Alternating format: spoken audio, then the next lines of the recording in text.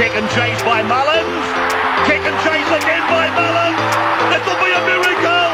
Oh, it is a miracle. Fafita tries to crash his way over. He does. Fafita got the ball over the line. Hodge's kick is over the sideline for a 40-20. Yeah, g'day legends and welcome to the 40-20 Sports Podcast. Today we're going to be running through our halfbacks. I was going to sort of run this in with our 5'8s as well, but I've decided to not go with that. Got to sort of try and keep these videos a bit short and sharp, or these podcasts a bit short and sharp. I think people start losing interest after about half an hour anyway, so I'll do another show on 5'8 soon, but today we're going to be running through our halves. Now, halves this year is a position where I think we're going to struggle to make a lot of money out of some mid-rangers and some cheapies. I don't think the cheapie stocks are very good in the halfback position. We're going to have a bit of a run through sort of why I think we should be picking the two premier halfbacks, and it should just be a set and forget with them. That's what I'll be going with, but for those out there that obviously are thinking maybe just go with one or none at all, we're going to give you a bit of information on a few stats about what it might look like and who are good options that you can pick up if you wish to go down that road. So we'll get into it. Number one, we've got Nicho Hynes, 970k with a 95-point average. Was the highest point scorer last year. He only played 20 games and he still achieved that, so that's massive. He has the biggest upside in NRL Supercoach. We all know that. I think the year before he came third, so he's done it 2 years in a row now with these massive scores. So I think he has to be your number one pick, a set and forget. Now, he did only play top 8 teams 6 times last year. In those 6 games, he only averaged 64.5. So don't let that deter you from picking him, because he is a must and his ceiling is so high against the weaker sides. All that means is that we just don't captain him if he has a hard opposition. He can still score well against tough oppositions, but you just leave that out. You go a better option with captaincies there. The good news is that he's only got 7 games against top 8 teams this year. So his draw is really handy. The first 9 games, I think he's only got 1 team in the top 8 from last year. There is the Roosters and Souths in that, but in saying that, They could be top 8 teams this year, but that's the information we've got so far. I think without a doubt, he should be your number one pick in the halves, regardless if you're going to go the 2-gun or 1-gun. Number 2, Nathan Cleary at 912k, had an average of 89 last year. He's been in the top 5 players for averaging points per year the last 4 years. So he's got the pedigree for 4 to 5 years now, where he's just a Supercoach gun. I think he picks himself. There seems to be a little bit of pushback around, is Nathan going to start well? Looking to go without Nathan. I think that's a massive mistake. He's foolproof against matchups. The top 8 teams last year, we've got here, he's got a 97-point average. So his average against top 8 teams was better than his average against bottom 8 teams. Doesn't matter who he plays. He's always a chance of getting near 100. He's match-proof. I don't know why people are going against him. The question that sort of gets asked a little bit is, he's a slow starter. I don't think he's a slow starter. The last 2 years, his first 2 games have been a little bit down on his average, but you'll find that with most of your guns, whether they be hooker, front row, wing, fullback, in the first couple of games, they will average less than what their average was for the year before. Now, last year he was meant to have a shocker of a start. You know, he pulled out a 50 and I think a sub-50 game in the first 2 rounds. By round 3, he'd only lost 70k. This is going into a bit of a dive about how I don't think he's a slow starter. So from his 3rd game to his 6th game last year, he went from 760k to 960k. In the last 4 years, well, you can say 4 years or 3 years, but for the last 4 years, he has at least 2 games of 100 plus point games in his first 5 games.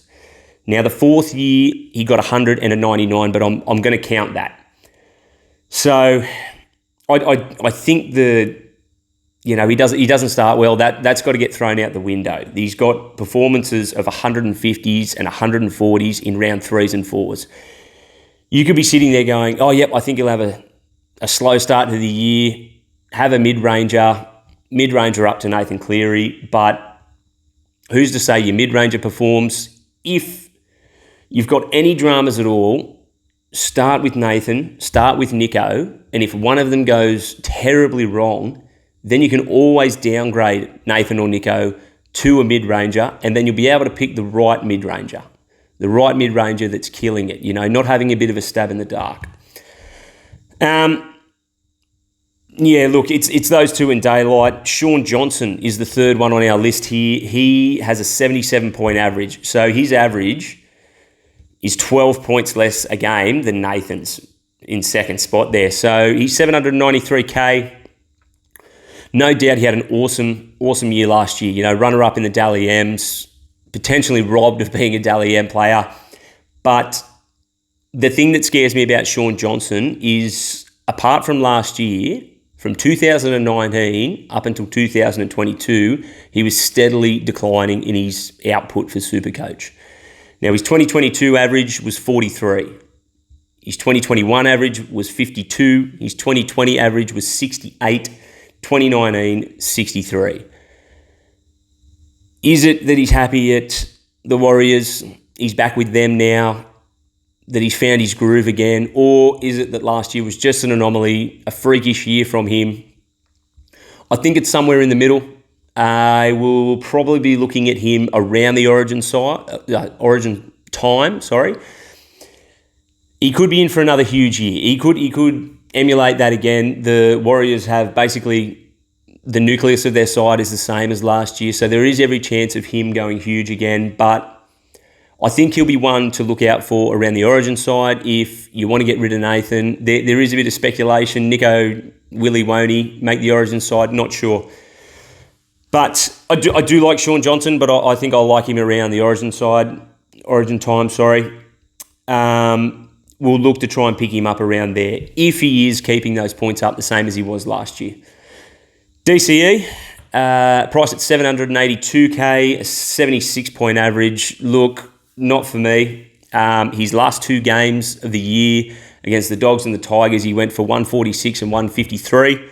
I think that inflated his score throughout the year. He averaged on the year 76 points for the year. Before those last 2 games, he was sub 70. So basically those last 2 games have pushed his average up around the 76, 77 mark. He's good. He can pump out those 100-plus games. If Tommy Turbo's fit as well, that'll really help him. But again, he is 100% going to be locked in for origin time. Do you take the risk with going with him? Look, if you're going to try and save 100K, yeah, you can, but it's not for me.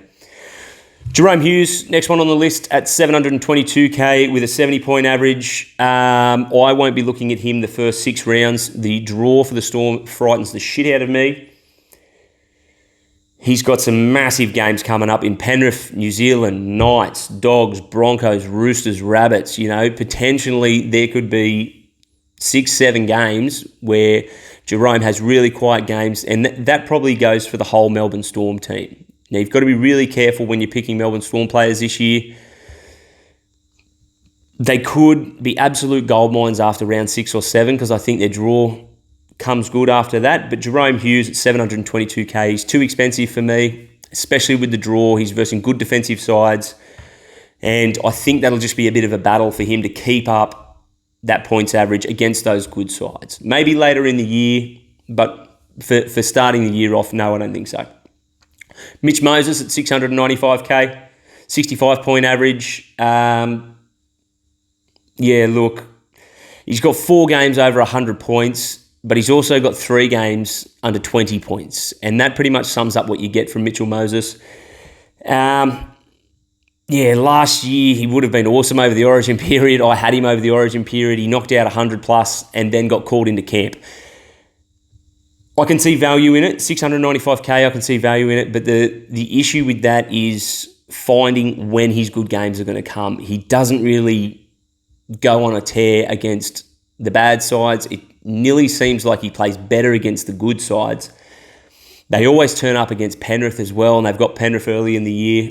I don't know about Mitch Moses. I had him last year around the Origin period and a little bit after, and he was very, very up and down. I think to save some headaches, I don't think you'll go near it, but I can understand people wanting Mitch Moses. They can see him as a bit of value. I think 68 points, he probably beats that for the year, but by how much he beats it by and by how many games he goes over 100 and the unders of the 20s and 30 games, just a bit too much of a headache for me, if I'm honest. Next up, we got Adam Reynolds at 665k, a 65-point average. He is relishing his time up there at Brisbane, running behind the big boys. I think he's a bit of a flat-track bully. He had 2 monstrous games last year, but they were against the Dogs and the Dragons. So I don't think he's got the running game that goes with being a Supercoach gun halfback. He's very reliant on his kicking game. He's probably one of the best in the comp at assists off kicks, granted, but I'm also a bit worried about his new combination. Last year on the right-hand side, he had Herbie Farnworth and Cobbo out on the wing. Cobbo, the amount of times Reynolds kicks for Cobbo, nails it on a dime and they score, is ridiculous. So a little bit worried about Herbie Farnworth missing there. Apparently Cobbo is going into the centres. There'll be a lot of work around the preseason around Reynolds, working with Cobbo and whoever gets that right-hand side, whether it be Corey Oates or Arthurs, I'm hearing. Yeah, I don't see the value in it. He's also gone down with an ankle injury, calf injury as well. I'm worried about his injuries. I'm worried about his age. Getting to the back end of the season even, he might fall apart a little bit. So I'm going to dodge him. The next guy, Sam Walker, at 610k with a 59-point average of last year. Had a massive stint in New South Wales and then he couldn't get back in the squad. He was hampered with injuries. He played 2 games before the semis where he came back and started with the Roosters there. He got a 71 and a 76, albeit Tigers and Souths were in absolute shambles at that stage of the year. But very confident. He was very confident, you know. That takes a lot for a young halfback to be dropped, put back in reserve grade for such a long time and to come back and have 2 good games of the 71, 76. Even his football was quality. So I think he'll go to another level this year. I think he'll have a massive year. I guarantee you he gets a better average than 60 if he stays fit and stays in that squad. If you're looking for value, I think Sam Walker is the number one man that you should be looking for. Will he kick goals over Suaalii? Not sure, but he should. When he was playing, he was kicking goals above him. If that's the case, the Roosters have got to do better than they did last year. They played like a bag of dicks last year, to be honest, for 90% of the competition. They came back in the last couple of rounds before the semis. They found their stride. But they'll be hungry this year. Make no mistakes of that. I think he'll kick a ton of goals. He'll get a ton of line break assists and try assists. He does have a bit of a running game. He likes to do a bit of a show and go at the line, so he'll pick up a couple of handy tries. Barring he stays fit and barring he stays in that side, I think he's probably the mid-range half that you should be looking at for a big year. Benny Hunt, 600k, 58-point average. Not going anywhere near it. I think the Dragons will really, really struggle this year. Ben Hunt, clearly not happy. He tries his fucking ass off every week, but I just can't see them going any better than last year. There's been a lot of talk around them about Ben Hunt being unsettled at the club. He had a massive relationship with Hook. Now he's gone. Flanagan is a bloody good coach, and we know that he can get squads from absolute nobodies and absolutely nowhere to premierships. He did that at the Sharks. I think he can do that at the Dragons, but I think it'll take time. I think the Dragons will be trying to do a bit of a 5-year plan, a bit of a Gussie Gould 5-year plan. They'll try and implement that, but I just think the next year or two, the Dragons are really going to struggle. And yeah, I just don't think Ben Hunt... There'll be some games where Ben Hunt has a cracker, and he'll do it all by himself and on his own bat. But I just think they'll be few and far between. Toby Sexton's at 596k, not for me. They have bought a stack of utilities throughout the year, a couple of them. Drew Hutchison, in fact, has come out and said, he wants that halfback role. That's his role that he wants. So I'm not even sure if he starts, and if he does start, if things go sour, how long he'll be there for. His partner, a little bit exciting, Matty Burton. He's at 586k. He has got a 57-point average on last year. I think he's got more stock outside him this year. He didn't get Kikau a lot last year. Now he's got the likes of Bronson Xerri, Blake Taff hanging out the back there. He'll probably get that fullback role, and Josh Adokar on the wing. I think the Dogs improve on last year. I think they've signed pretty well. They need some big boys in the middle, but I think there'll be a lot more attacking opportunity for Matt Burton than there was last year. Hopefully he keeps the goal kicking. Critter can come in and possibly take that away from him, but I don't think he will. I think they'll trust Matt Burton with the kicking duties. He's got a good kicking average, good kicking percentage. So yeah, I hope that they find a guy for Burton. I hope that they find a partner for Burton, be his halfback. Burton, he'll play 5'8". Fingers crossed they can work that out, and then Matty Burton can just play football and he can have someone there that guides the ship for him.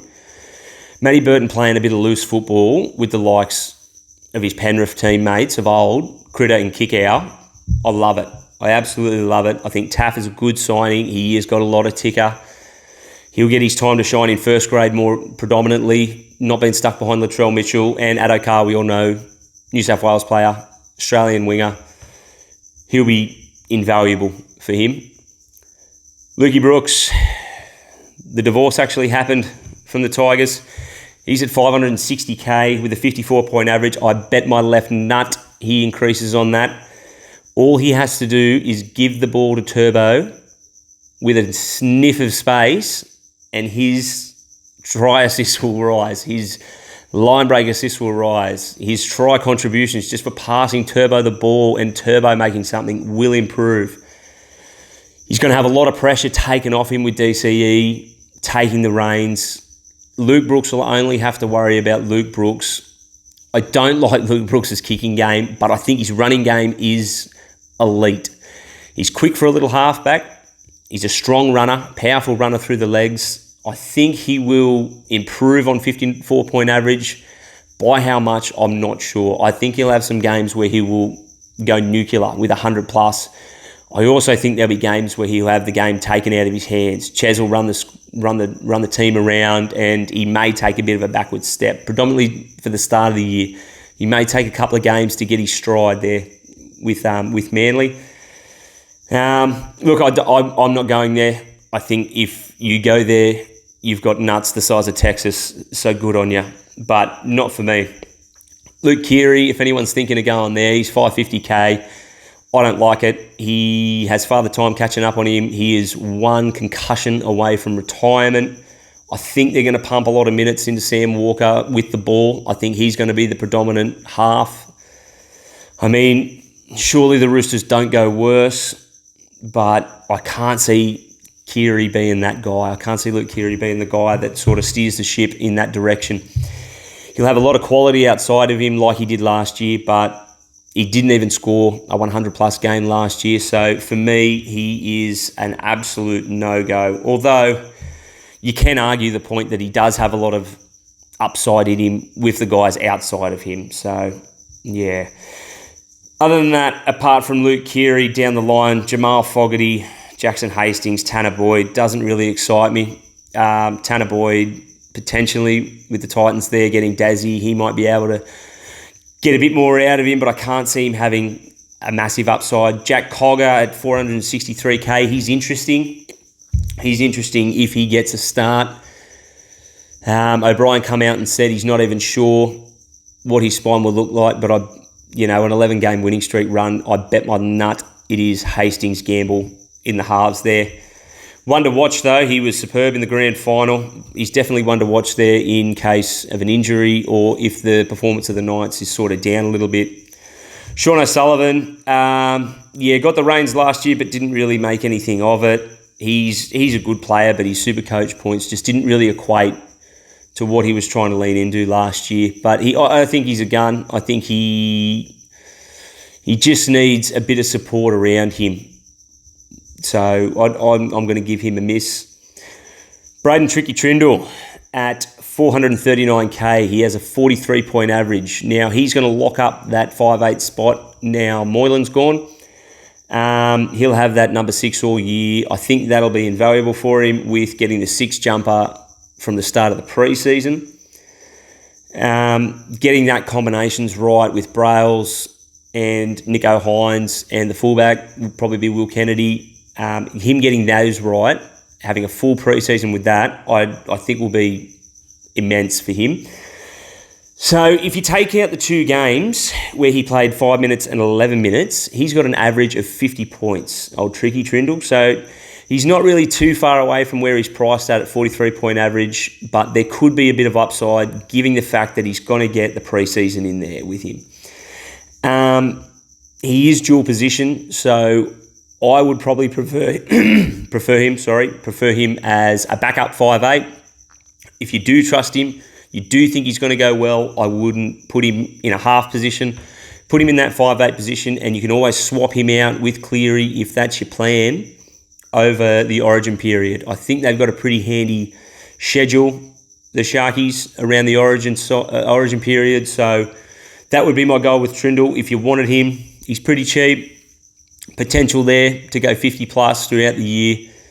I'd be looking at Origin if you could bump him up and then potentially bring in a 5'8 that you didn't have a Dill Brown or something like that. Jaden Sullivan, I can see a couple of people are trying to jump onto him at 391k, 30-point average. To be honest, there isn't concrete evidence that Jaden Sullivan is going to get that 6. Now, there's Finu has come along there. They've signed him from Manly. Huge raps on him. There's every chance Jaden Sullivan does get the start and then gets pulled out week 3. The other issue with Jaden Sullivan is that he starts his campaign for the NRL in round 2.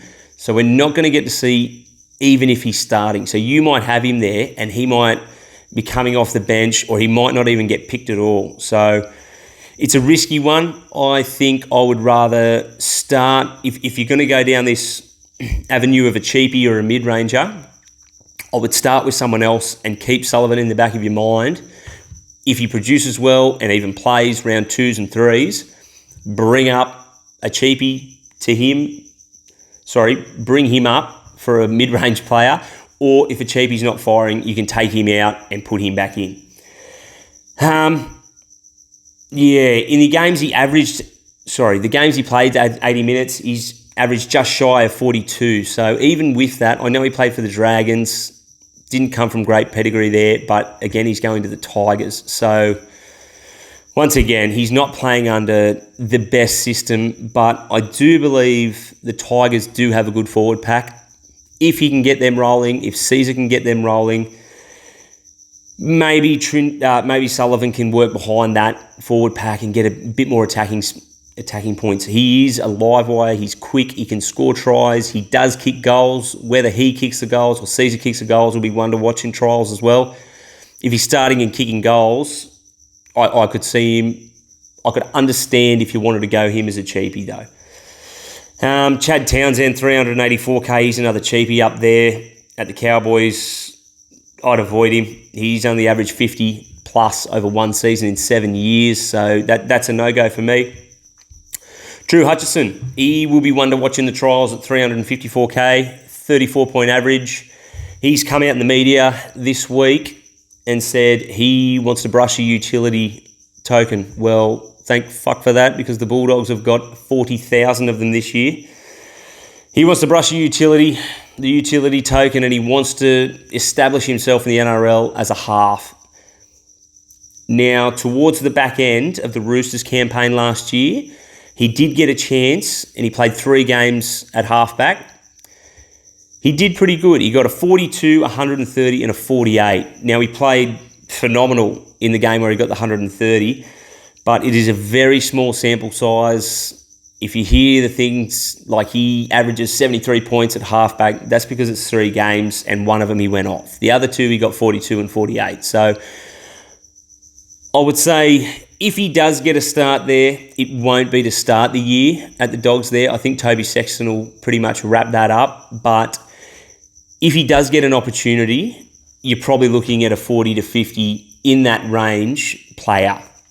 Now, you can argue as well, the Roosters were starting to fire a little bit towards the back end of the year, so those points could be inflamed because of that. You might be going to the Doggies, who could be in for another tough year. They could improve, but who knows? Small sample size. I'd be keeping a watch on him during the trials. Apart from that, there isn't too many cheapies running around. I mean, we got Tommy Weaver.